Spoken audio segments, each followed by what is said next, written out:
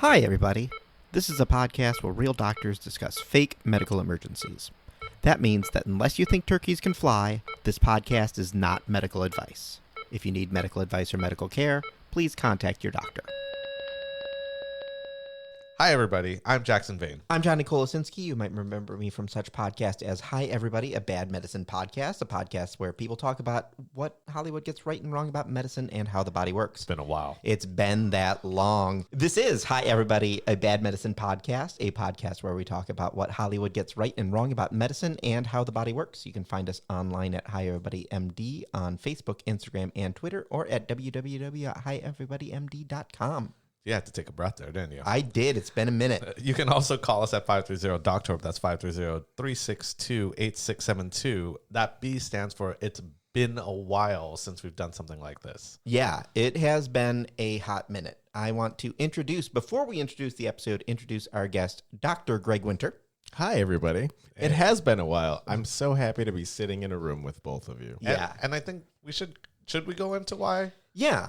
So there's been a pandemic. Wait. Wait, hold on. What? Hold on. Wait, what is going on? Yeah. I'm not sure how much you guys follow the news, but there's been this thing. And Jackson, you've dealt with it every day. Yeah. And I also hear about good medical advice from Aaron Rodgers and stuff like that. So that's fantastic. But it's been nuts. I know I would say the biggest thing I would tell people to do is get vaccinated. And that is one of the biggest point of contentions. But the big argument I usually get is, oh, you'll still get sick if you get vaccinated, Johnny. And that's true. Wait, what?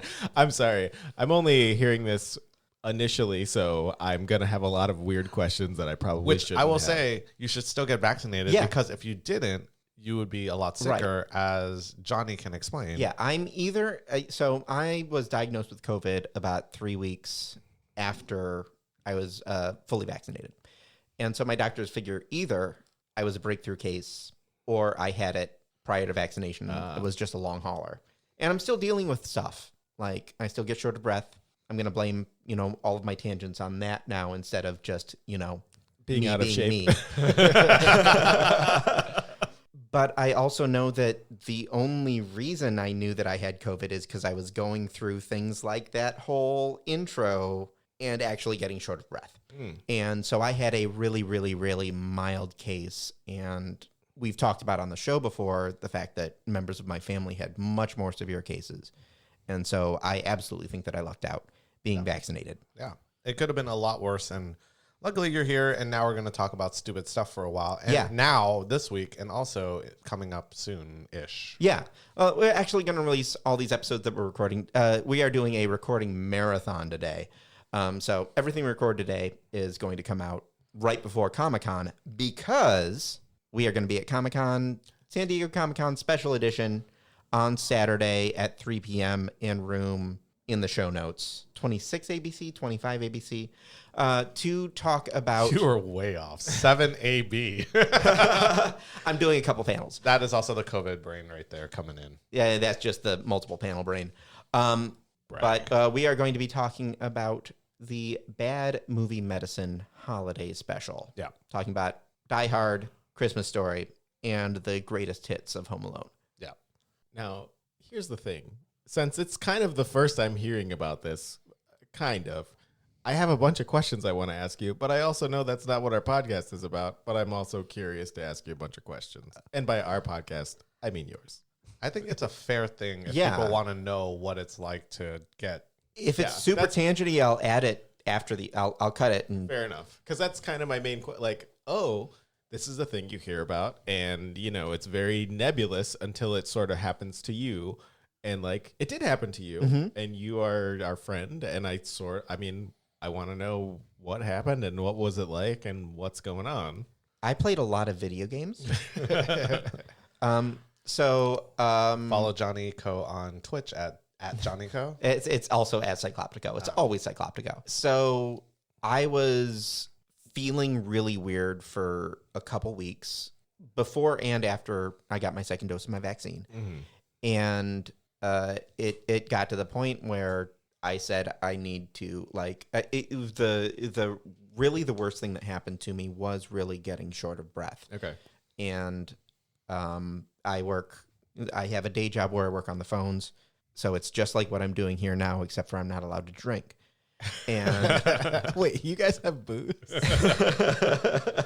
and I was literally going through my job asking people COVID precaution safety questions because I work in a job where we send people into people's homes saying, have you had any COVID symptoms like headache, nausea, shortness of breath, coughing, wheezing, et cetera, et cetera, et cetera. And I was running out of breath as I was going through the COVID symptoms. And I said, wait a second, that's not normal after a little bit of time of that. And my wife works in a job where she's exposed to people all the time. And so she had been going to get herself COVID tests every week at work.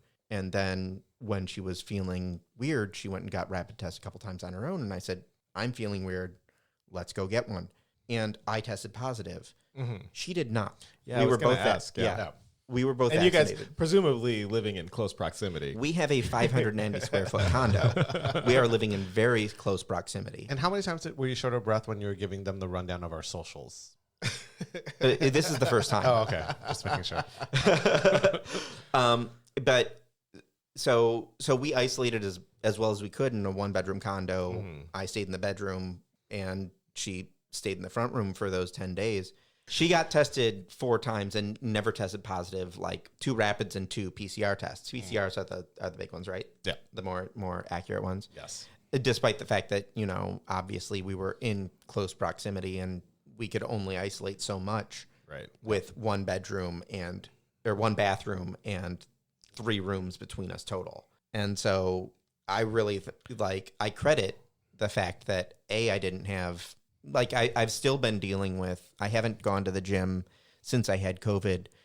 Part of that is Great excuse. Yeah, part of that is a great excuse. Part of that is Me either, or before I got it, or for the last 3 years.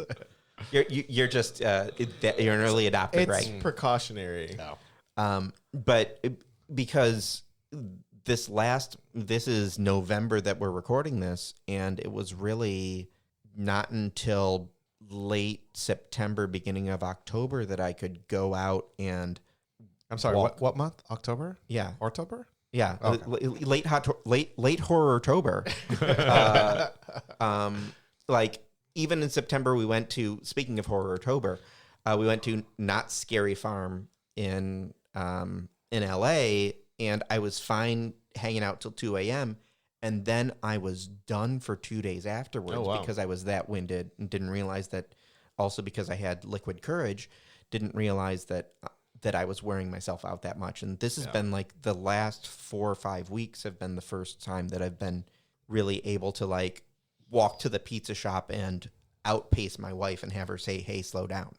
I mean, I appreciate you telling people about it. I think there's one of the big things about COVID that's very crummy for people that go through it is you feel bad. You question everything you do. Was this a safe thing for me to do? How did I get this? Yeah. And it's also it doesn't matter. It happened. I mean, as long as you weren't being malicious, then who cares how it happened? And I think that's the key, is not trying to be malicious, because there's a lot of, I work in the emergency department, and it's nonstop. I mean that a lot of people, the first question that a lot of people ask is how did you get it? And it's I don't know. I go to work. It's everywhere. How did I wait so long to get it actually? And I think that it's a weird thing because I didn't know about you getting it until pretty recently. And we've been making out but it's the fact, I get why it's not a thing that you share because it makes people feel weird, but also it has that stigma of uncleanliness. Right. And that's really crummy. And it sucks that on top of feeling sick, then you also have to feel mentally bad because maybe I'm doing something wrong and trying to live my life. There's no big message here. It's just crummy. I'm sad that you went through it. I'm happy that you're better. I think the big message is get vaccinated, so that's why this podcast is continuing, is because we all got vaccinated. And we can all make fun of stupid medical shows. And I got vaccinated. Maybe I got it before, maybe I got it after. We don't really know because I was playing it pretty safe both ways. like before and after. Jackson knows because Jackson is the one that I wasn't hanging out with until literally that's- going to get vaccinated. That's what that's what I remember was like we hadn't seen you forever. Yeah. And we hung out a little bit because we got vaccinated earlier. Most of us did. And so like Our WonderCon panel. yeah. I was at home. You guys were all together. Yeah. And I think I mean, it's just crummy. And then also you got to deal with people that are going to say stuff because of what you did or didn't do or what they assumed you did or didn't do. And it's just like when people are sick, just be happy they're better and That's the most wash your important hands. thing. Wash your hands and get vaccinated. Please wash your hands. The number of people that don't wash their hands at my workplace is gross. I'm not talking about coworkers. I'm talking about like patients themselves. It's disgusting. Interesting thing when doctors first were pushing for washing their hands, there was a similar pushback about how you're crazy if you're washing your hands. What do you mean microscopic things that get people sick? Oh, little things on your fingertips. It takes too long. Right. I mean, just That's still an argument I hear this this day that it takes too long to wash your hands. do the things that's the best health advice from your health professionals. Yeah. Just do that it. are not the health professionals you're listening to now, because this is not medical advice. You can listen to me if you see me in person, Right. not here in this general audio space. I can listen to you. If you see me in person, you have bigger fish to fry. If you Dr. see Greg Winter, who, if this is your first time listening to the show, Dr. Greg Winter is a palliative care doctor, which means I do hospice and palliative care, which is end of life care for people who have terminal illness and no COVID vaccines. Actually, some of them have had COVID vaccines. Actually, that's one of the things that makes me happy when a patient of mine has pushed to get a COVID vaccine, because just because you're dying soon doesn't mean you're dying tomorrow, and that also doesn't mean you want to die from a respiratory illness that's preventable. So get your vaccine. And Dr. Jackson Vane, for those of you who don't know the show, you are. I'm a pediatric emergency medicine doctor. So if you see me, you're either a child or you came to the wrong hospital. You made a wrong turn. Yeah, or Though- you're in and- bad shape. Though recently, there's been a lot more adult patients that have graduated from my emergency department that have decided to come back quite a bit. Oh yeah, just like we didn't know what it was like when you don't get the hand-holding of pediatrics, so Or- we're coming back. That other hospital is real busy. It might be faster here. But what are we talking about today, Johnny? Since I'm going to toss it over to you for a change.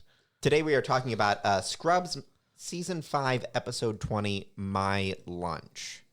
You might know this episode as, oh, the Fray has a sad song. Aren't all their songs kind of sad? I only know how to save a life, and I only know it from this. I was going to say, aren't all of their songs this one song? Yeah. Pretty much. I will say this is probably the first TV show that actually used this song before other medical TV shows. Right. So this was before Grey's Anatomy banged it into your head until you wanted to die. But this was the first instance of the How to Save Your Life song. And I will say, after this episode aired in medical school, way too many people played this song. No. We don't can't have afford you it can't sing anymore. anymore. We can't afford it. Yeah. We can't afford it. But the premise of I guess the best way to explain this is it starts out by running into a patient that they don't like. Yeah, an annoying patient. It's worse when you run into annoying doctors that you know. Yeah. I always tell families it's better. I hope you're very nice people, but I hope I never see you again. And I think that's the nicest way to say it. But that's what your job is. Like, no, you don't. Like, I don't want you to be in the emergency room. You should never see me again. Yeah. Also, what you should never see me do is wear scrubs outside of work in social situations. I only did that once, and now it's on a social media page. Yeah. I think And it's I'm really upset about it. I think you can realize a lot about what someone does if they wear scrubs in social situations, which is I do because I don't deal with like You don't have bodily social fluids. situations. But if you are in the ER, your scrubs are it's not like a, hey, I'm lazy. It's, I'm going to get covered with gross stuff today. It's been a while. I'm going to get covered with gross stuff today. So like, this is a hospital sanctioned uniform that can get covered with gross stuff. I can even change it in the middle of the day. Yeah. I can literally put it in the machine and get a new pair if I get covered with stuff. I mean, for me, it's just nice pajamas. It is pajamas. And I think that was the thing I explained the other day. Like, I don't wear fancy clothes to work. I literally wear pajamas to work. Mm-hmm.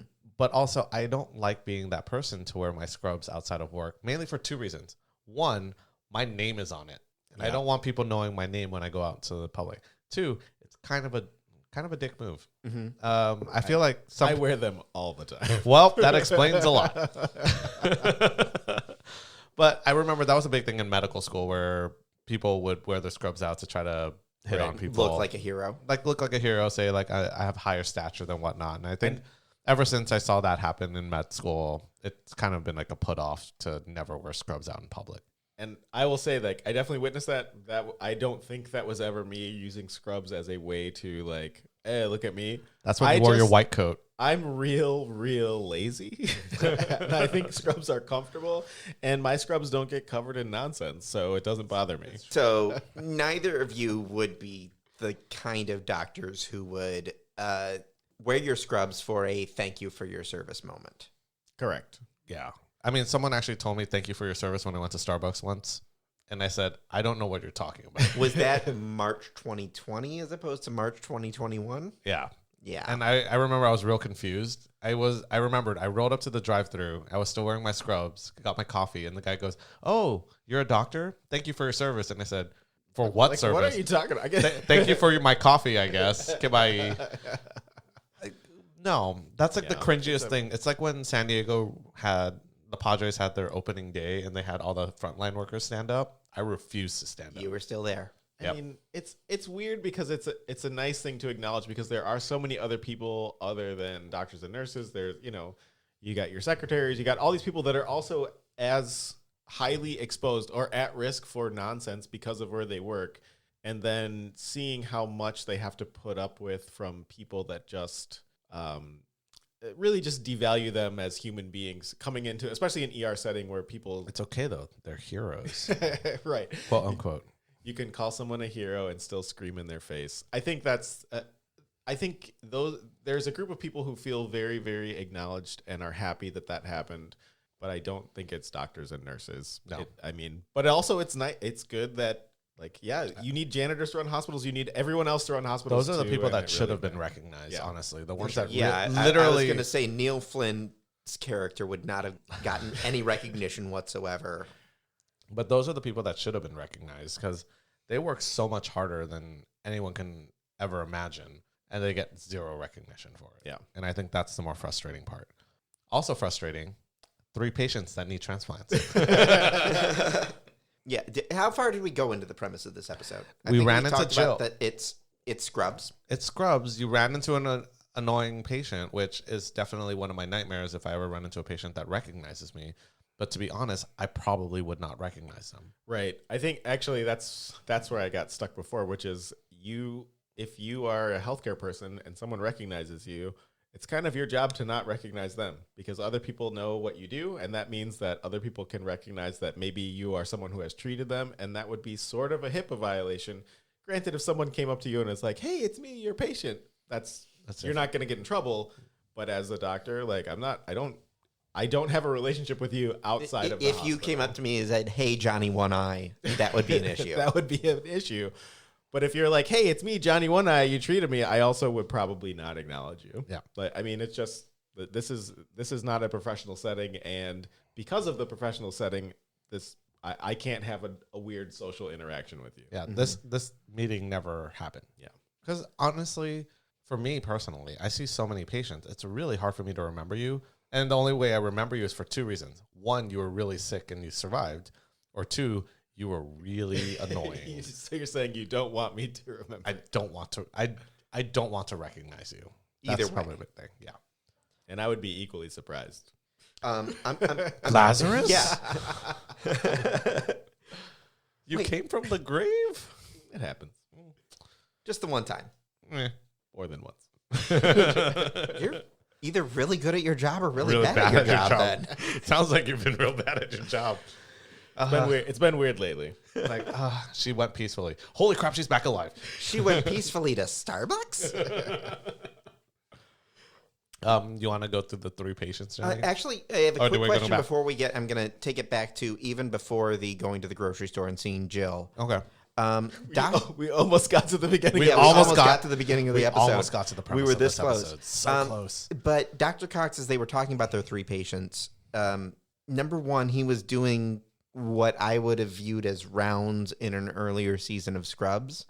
but it was only with the main characters, with a surgeon, 2 residents or fellows, I don't know where they are anymore, and a nurse. It's almost like a huddle. Yeah. Is that normal, or is that... I mean, I know during sign out, when I'm like change of shift time, we'll do kind of like like sign out and like a huddle, kind of like that, going, hey, here's what's going on today. So-and-so is sick. So-and-so has this. This is what's pending for this person. So sometimes we'll do like informal kind of rounds like that, at least in my department. Maybe in the ICU too, if there's like shift change, they might do like a informal huddle, but it's not an uncommon thing. Okay. I mean, it's a hierarchy for sure. And so, like, there are physicians that meet and talk the round, the attending on calls that might be talking about more complicated stuff. And then they might have their senior residents that they meet with directly and the senior residents would talk to the... But I mean, rounding, when we talk about it, or when we complain about it, is very much an academic institution thing, where it's just like, hey, you're going to get there and you're going to be ready to be tested on these patients, as opposed to rounding in a day-to-day sense, which is just like, oh, I got to go and see all my patients, and then we got to decide what to do. Yeah. Okay. I mean, they're both called rounding, except for there's an academic thing that is what you see in There's a lot of teaching medical rounds, right. and That's then there's the way to say it. functional rounds, I guess is a nicer way to think about it. I don't do rounds in my job because it's impossible. Because hopefully your patients aren't there long enough for... Right. Yeah. You to go to see them again on your next shift. Which, oh my God, it's been like that recently, but That's the word. we've been doing kind of rounds because of that. Or Why is this guy still here? Yeah, I actually went home, came back from my next shift, and I said, why is this person still here? This should be a never event in the ER. Yeah. Like, unless you went home and then got hurt and came back, you should not be here. Like, total time in emergency department, 35 hours. What the heck is this? That's supposed to be in the waiting room. Yeah. Why are you not upstairs yet? Why is it still my problem? It's a very common thing. Number 2, Dr. Cox at that point in time was dealing with 5 seasons worth of JD and Elliot. Yeah. Would he have sworn more? Depends what kind of day he's having. Okay. I mean, I think he's gonna swear as much as he swears. That's when you're an attending, you're just gonna be who you are. Unless there is an administrator there, then you might change a little bit. Yeah, especially if you don't like them. My God, those are going to be a lot more swearing. Or you're going to move to nights. Yeah. Or you'll be moved tonight. That cuts real deep right there. My nocturnus heart is broken because he would say something like that. So going as far as the patients that Jackson brought up, there are 3 patients that are clinging to life, and Dr. Cox specifically vibes on patients that are clinging to life. And this episode came from what, 2003, 2004? 6. 2006. Is this the first case of somebody talking about somebody vibing on something because on television? Oh, that's a good question. Possibly, actually. I made that note and then wait. Is that when vibes Coachella on? started? Is that when Coachella started? Because then he probably was vibing on the patients. But he had there was one that wasn't that sick. It was a kidney transplant person wasn't that sick. Right, who was just his buddy. Yeah. The other 2 were the ones that were really sick. There was the liver transplant and a heart valve. Yep. And I will say the liver transplant person looked nice and yellow, and I appreciated that. Yeah, somebody in the makeup department did what they were supposed to do. And someone in the medical consulting department was like, that patient should be the real JD. Yeah. And when they're like, oh, we need to check this person's ammonia level, I'm like, oh, thank you. As a person who has to deal with encephalopathy or hepatic encephalopathy, that makes me happy. Yeah. So How do you get rid of encephalopathy is swollen brain, right? It's basically some kind of illness of the brain. Usually it's like a poisoning of the brain from like a buildup of ammonia. That's the best way to kind of think of it. Encephalopathy means your brain's not working good. It means that things are, your brain is not functioning the way that it should be. And it usually comes out in a very, in a way that you can test by talking to somebody. It's not like you hit somebody on the head and they're knocked out. It's like someone is real confused. They're real It will not show up on weird. CT scans. Home or no function, you're well without. Yes, correct. And this lady had an overabundance of ammonia, and your liver helps kind of process all that stuff. And usually that's a big telltale sign that your liver is failing. That and you're bleeding out of every orifice and you're yellow. We didn't see every orifice, so we got 2 out of 3. Yes. You only saw the face orifices. And I think but it's my understanding that part of Dr. Seuss's like characterization is from hepatic failure patients with their big bellies and their yellow skin. Yeah. That was what I was told. I also don't know if that's true. Also The Simpsons. I mean, that's just good character design. Fair enough. And then the other thing is they were mentioning Mr. Dennison with the heart valve and on a bunch of drips. That's like a very common thing too. It's also weird that you would have a patient that's a heart valve transplant patient. Like, we have other things that we can do. The leaky valves really shouldn't cause you to be down like that. It's more like at that point, the heart's just not able to keep up with that leaky valve. So it's basically we are doing other things and you're waiting, but you're not waiting in a bed. It would be a weird thing for him to be that acutely ill waiting for a person's valve, as opposed, like, there are pig valves, there are artificial valves, like all this other stuff that you could have. Yeah. Granted, you never know the situation, and also patients have autonomy, and so sometimes people will be like, it's my preference that I don't have this particular thing. It's like, well, if you don't get the thing we offer you, then you might die, and people say, okay, well, I'll wait and see. So, I mean, that would be the only... And there could be a chance that he waited too long and saw what happened. Yeah. Actually, he probably did it. He was pretty sick. Where did I go wrong? I mean, that's why he lost a friend. Somewhere in the bitterness end. Wow, how do you know the words to that? I heard this song a lot in medical school. Feels like it. Why would people play this in medical school? Because it's like, don't you know that I have feels? I have the feels. I have feels. I'm a doctor, and I need to save a life, even though the song has nothing to do with saving lives medically. I think it's like about someone who tried to commit suicide. Yeah. I mean, to bring it back to the show, that's a thing that happened, or at least a thing they thought that happened. They thought that happened. Which is a great way to bring this back. To the Todd. No. So the patient Jill, who was a throwback to an earlier episode because she was tied to her blackberries when blackberries were the... Oh, God, remember blackberries? When it was weird. I actually had one. It had my Hippocrates on it. Remember Hippocrates? I had a Palm Pilot. I think this has actually come up. I also had a previously Palm Pilot too, but it was my BlackBerry after my Hippocrates. Did it change how you wrote A's? It did for a minute, yeah. Eat up, Martha. So this was a patient that, as discussed, JD and Cox ran into and thought, and didn't want to hang out with. Yeah. And then she came in for what they thought was a cocaine overdose. Yeah. That was the diagnosis. And I would say if you had a cocaine overdose, the biggest thing that I'd be worried about is your heart, which I think that's probably why they built that in, because then you can't really transplant an infarcted heart. Yeah. I mean, you can transplant an infarcted heart with a valve that works. Infarcted means like just ischemic, lost, no blood supply. Oh, ischemic. Pick bigger words, Jackson. Sorry. There was no blood supply going to that heart. That heart muscle is damaged. Okay. I actually thought it was sort of a throwaway diagnosis. Like, people who overdose on cocaine, like, they have something else. That doesn't, like, what happened was their cocaine overdose caused them to have a myocardial infarction, which is a fancy heart attack, or a stroke, which is like coke stroke is a thing that happens where, like, hey, otherwise healthy person. Are you saying a fancy way of saying brain attack? But that's like, otherwise, healthy young person comes in and they are essentially brain dead because they had a huge stroke, which is oxygen not getting to a specific part of your brain, but you have that in the wrong spot and you are brain dead. And so, like, you wouldn't, it's weird because yes, that's a cocaine overdose, but that's not how you would talk about that patient because that's not the thing. Because the overdose is over, because the overdose is what caused X, Y, and Z. The overdose is not the thing that killed you. It's the organs not working that killed you. It's weird because it's like, it's not wrong, but it's just weird. It's Chekhov's cocaine. Okay. If you want to think of it that way. Man, season 3 of Star Trek was crazy. And the animated series. Like, my interpretation of this is that once the drugs are out of your system and the symptoms of the drugs are out of your system, you're just dealing with whatever the heck happened to your body. It's the damage that happened after the toxin hit your body. Right. Yeah.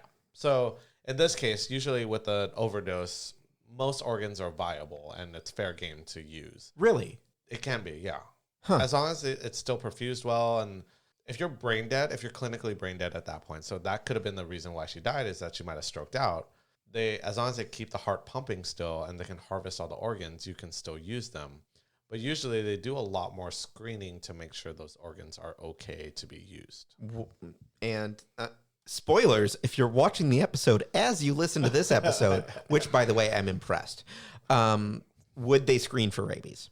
This episode is already longer than where you'd be in the actual episode. Welcome to Hi Everybody, a Bad Medicine podcast. No, rabies is not a common thing they screen for because it is such a rare disease. Yeah. There are not many cases of rabies. Where we live in San Diego, there's been 0 cases of human rabies for at least a decade. In the episode, so Jill, the character who died, apparently had rabies. Yeah. And JD brings up, there are 1 to 3 cases a year. And I Googled it, and there were less than 3 cases in 2013 to 2018. Yeah, it's super, super rare. It also takes like 1 to 3 months of incubation time to actually tell if someone has rabies. And the symptoms are super vague. It's fevers and headaches.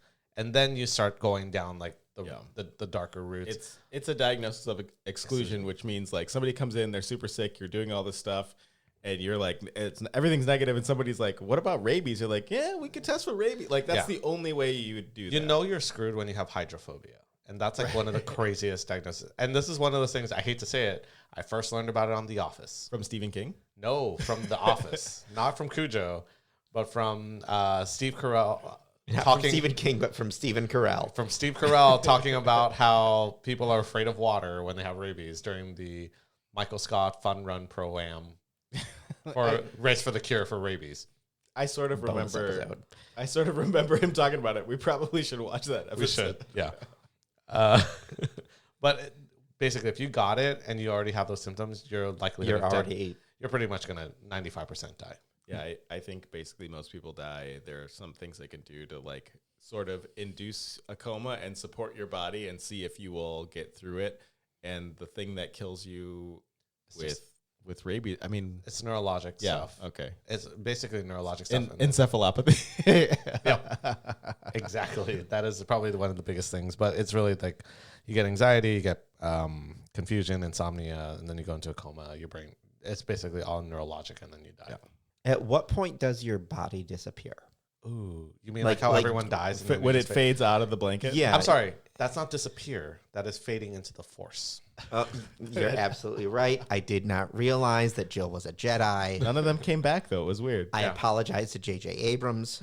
But that's what happened. They all became one with the Force. I mean, I think maybe the most egregious medical issue in this particular show is that there's a patient that died and is an organ donor. And somehow there are 3 patients in the hospital that all meet the qualifications to match that organ donor. I actually wrote that down too. And also, which is a 0% also chance. How quickly they improved the minute they got their organs, because you feel like crap. I think in general, people like the things that were trending change so rapidly because now their organ is working. But also, you've been really sick for a while. It's not an immediate change. You're going to be on a lot of immunosuppressants. Yeah. Maybe even like cyclosporin, because when you get that face transplant, you need that going just to make sure you stay alive. But those immunosuppressants make you feel crappy too. A friend of mine actually recently had a lung face off. No, I know a friend. I know that a lot of my friends have had a lot of things happen to them, but a friend of mine recently had a lung transplant, and he feels so much better, and it's great that he's doing well. Except for he also is kind of chronically ill because you have to take immunosuppressions. I think he's fine with the trade-off, but that's breathing or getting sick all the time. That's it was weird talking to him leading into it because he did sort of not want to talk about what it would mean for him to get a lung transplant because it means that somebody else had a worse day than he did, right? Yeah. And they touch on it really briefly, and that's I think a really tough thing, or at least part of being a doctor is trying to balance that, like this, even just because something went really well here doesn't mean everything is great. But normally it would have been just because something went really well in San Diego, it meant that something went really badly in San Francisco, and they flew down whatever went okay. I'm glad you picked a big city and not just like some tiny city. You're like, we're just harvesting organs and sending them all to San Diego. That would be horrible. And that's kind of the other thing, is that there's so much stuff that goes into an organ transplant, like the donor lists and organs. And nice. But there are so many things that sort of go into that to have 3 patients that are all going to get this one patient's organ, it's just like, this is nonsense. It's not like if you've ever worked in a restaurant, it's not first in, first out for right. for kidneys. Yeah. I mean, at the very minimum, you're saying these 4 people all have the same blood type. Well, that blood type antibodies. is guest cast. Guest. That's terrible. That's so That's terrible. bad. Also equally as terrible in this episode, everyone got sick really quick at the same time. Like immediately, everyone's organs failed. And I think the one thing I kind of mentioned earlier is it takes 1 to 3 months to incubate rabies. So it's hard to say that all these organs failed because of rabies at that point. And everyone died real quick. But does rabies make you annoying? Was she showing late stage rabies? I don't want water. I can't drink water. Water's gross. Absolutely written in hydrophobia. They could. I'm surprised that they didn't. I mean, that's such like a board question. Like, oh, well, what could have happened? And also the only thing that could have happened to all of those patients is something systemic that you wouldn't have tested for earlier. So it's like a potential answer for a nonsense question that shouldn't. I honestly believe that was on my step 1. Yeah, I this patient doesn't like. This patient is afraid to drink water. And I go, okay, it's rabies. That's the only thing that it fits with. Yeah. Not foaming at the mouth or acting like a raccoon. But, I do cute little things with my hands sometimes. The preferred term is trash panda. Sorry. I should use the preferred term of trash panda for this one. Terrible. But yeah, everyone got sick really quick and everyone died. So Dr. Cox had his best friend patient because they bonded over trauma, which 100% medically accurate as far as people bonding over trauma goes. That's true. Yeah, people love talking about, war stories. Always fun. It's certainly 100% speed accurate. Yeah. I thought that Dr. Cox had a very good, it was like a good impression of how crummy it is to do something good in the medical arena, where he's like, hey, I only give you a compliment twice a year. You better lap it up. And that's what it feels like. Like, no one ever says anything good to you. And when they do, you better enjoy it, because immediately something else bad is I probably get also so abusive. Yeah. So abusive. I will probably say this. I get maybe 4 thank yous from patients a year. Really? It's rare when I get like a good, thank you for what you did. I'm a really good patient. Nah, not necessarily. And Jackson only deserves 3 thank yous a year, so he's ahead of the curve. I got 1 extra one. I'm going to store that for winter for sure. Greg Winter. No, I don't get any. But yeah, those kudos are rare to come by, and it's true. You really That's a shame. Thank your doctors. No, don't thank them in the supermarket. no. But thank them the way you thank your bartender. Yeah. Or the way you thank your also, Uber driver. Thank other people in your life that way. That's a nice way to live your life. Just saying thank you to people that are nice. That's what I don't get. You should get more thank yous because it's definitely a rare thing to get kudos from families, I would say. Getting kudos from your attending and whatnot. I make that a point to tell my residents when they've done a good job, because they definitely get beat down a lot. And my nurses and my staff and all that stuff, I always try to say thank you, because it is rare when we get any kind of gratitude from our patients. Yeah, other than the painting on the side of the new building coming up on my block, which is thank you to our essential workers. With right, like a thing that literally helps no one. Yeah. like a plane flyover, exactly. Or banging pots and pans, or more pizza. Although I love pizza, please give me pizza, but without toppings. Only cheese pizza. Oh, you only get thank you with cheese, no pepperoni. Well, you don't deserve. You can earn that. You got to earn pepperoni. Yeah. Pepperonis for closers. I knew you were going there. I 100% knew you were going there. 6 more months of lockdown, and maybe you could have got pepperoni. I remembered at the beginning of the whole pandemic, and I saw 50 pizzas get brought into the ER, and I was super excited. Every single one was cheese. Just cheese. And I just looked at it, and I'm like, oh, my God, I can't eat this much cheese. My belly's going to be sad. Yeah. I'm going to have a sad tum-tum. Definitely did. And you did. I ate the whole pizza by myself. But My tum-tum was you weren't sad. happy about it. Kind of. Okay. Well, I think the biggest thing here, though, too, is like when you do lose a lot of patients like this, and I think that was the driving point of this whole episode emotionally, is that there was a definite toll on Cox when he lost all those patients all at once, especially his trauma buddy. Yeah. That's a rough one. I mean, it was also, there's like the see one, do one thing in medicine, and it's like JD got a little bit of support, but was able to immediately turn around and give that support when it was needed. And that's how quickly it can sometimes be needed, where you learn something and you have to put it into immediate practice. Yeah. And what's the C1 do one?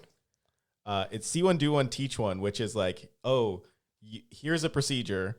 You saw it. The next time you do it, and then the next time you teach it. Okay. Which is not a good way to teach it. I mean, that's a way for mistakes and stuff to happen, but it's also... It's more like C5, do 20, teach 1. But it's also not...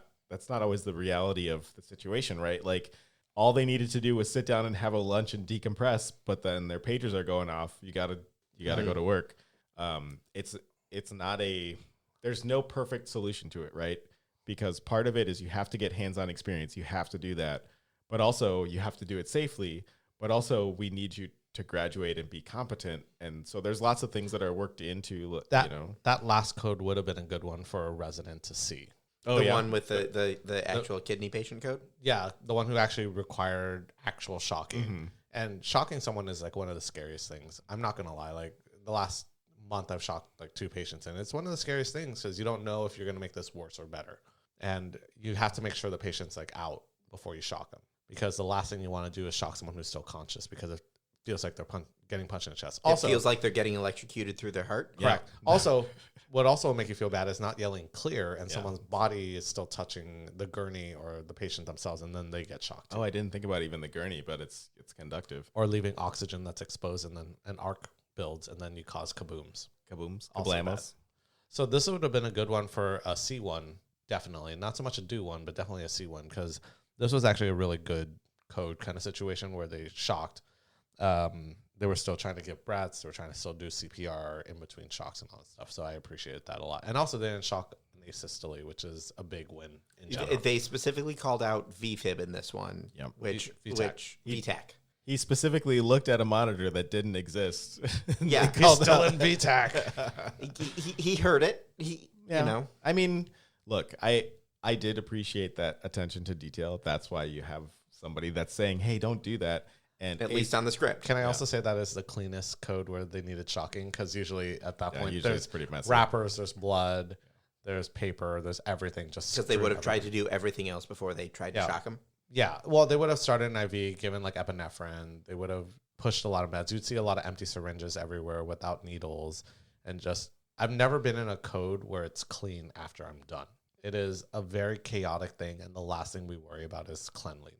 And that was probably one of the cleanest areas I've seen for someone trying to die. You need more Force Ghosts. And yeah, right. And then the body just disappeared. So even cleaner. You know what? Took care of itself. The coroner didn't have to worry about it. It was an easy case. Actually, I think the coroner doesn't have to worry about this. Is going to be an entirely new issue. Touche. The coroner. Where I the hate heck is that this guy. body? Yeah. You had 3 deaths where? Here's the thing. I don't have any of those bodies. Yeah. Oh, wait. The attending? Oh, he's drunk.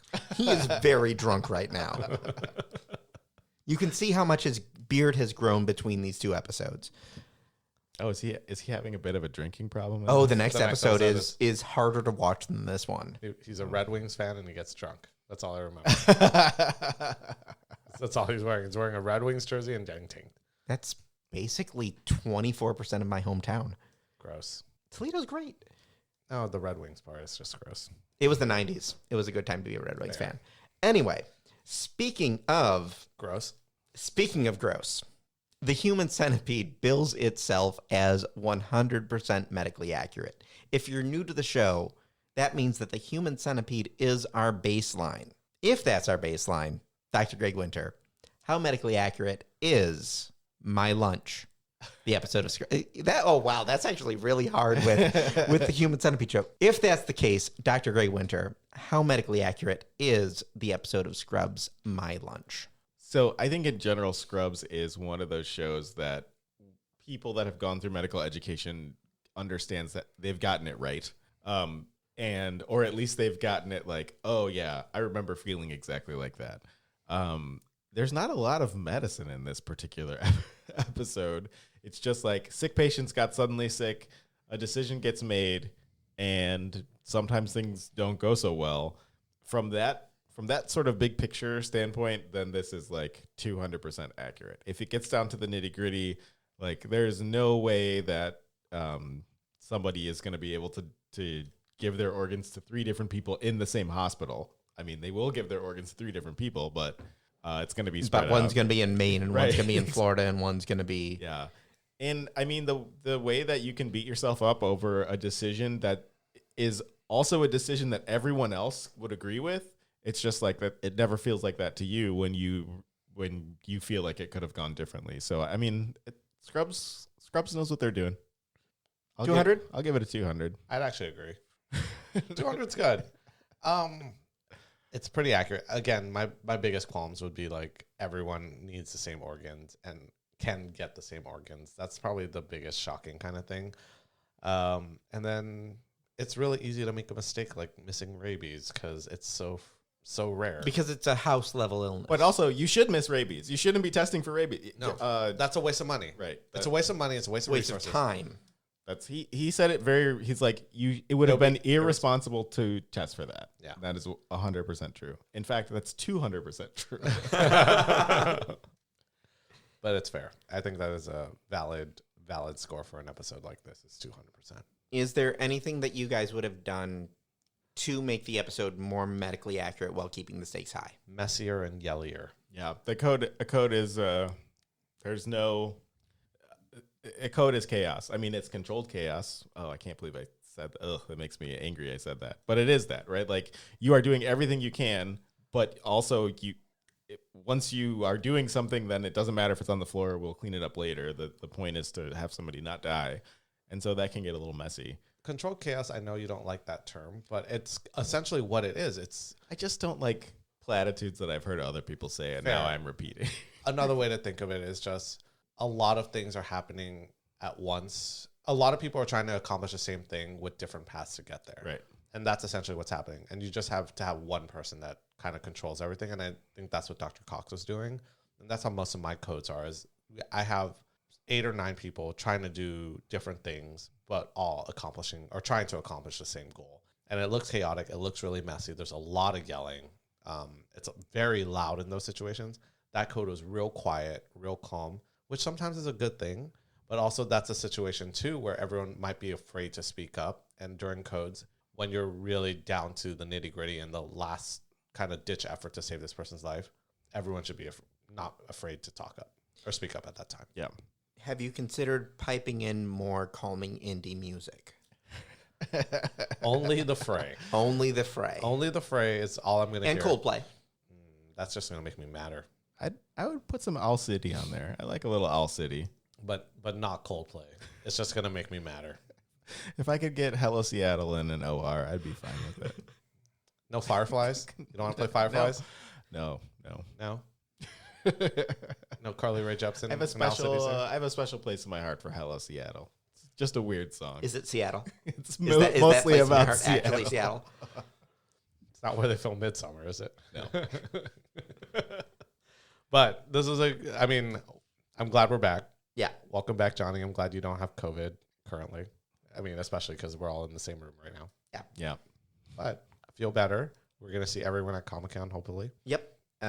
Thank you, everyone, for listening. Thank you for everyone who reached out during the break, the impromptu break. And if we don't see you in November, we will be talking to you soon.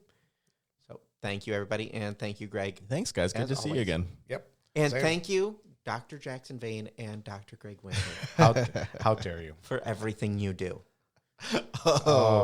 I'm embarrassed. Now I'm embarrassed. I want to like leave here ASAP now. It's Thank his you. house. I still want to leave from this room with everybody in here as quick as possible. Thanks, guys. Thanks. Bye. Bye.